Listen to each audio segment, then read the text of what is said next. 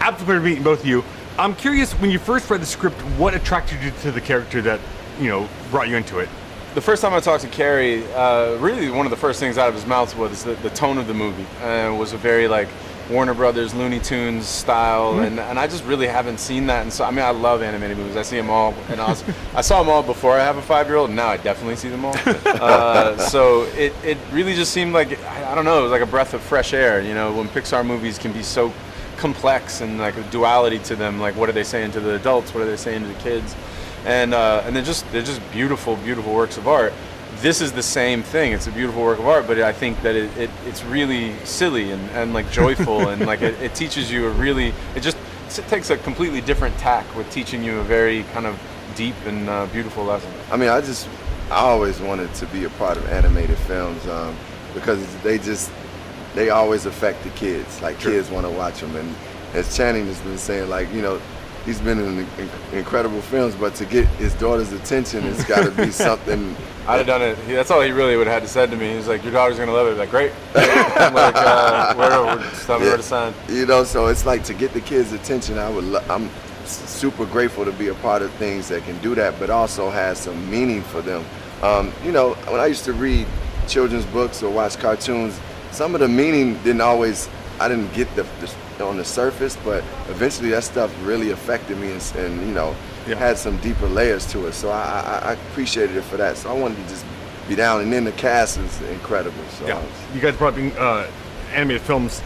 What was your favorite as a child, and what was your favorite as an adult?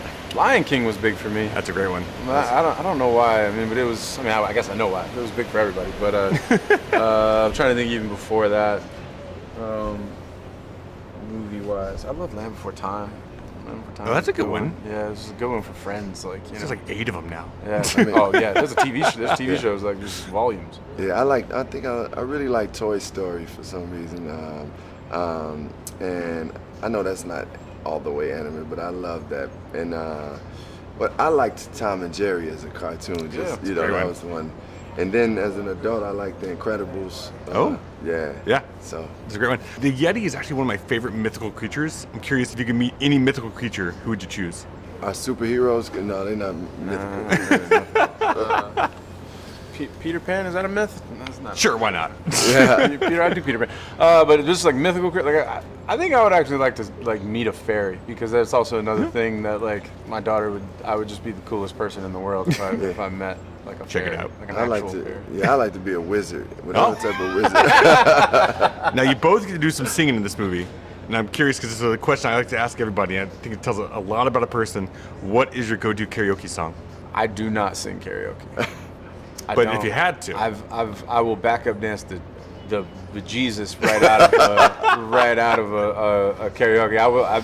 That's a standing thing. Anytime anyone sings karaoke, I will be your backup dancer. But I'm not. I might jump in for a chorus, like just that's it.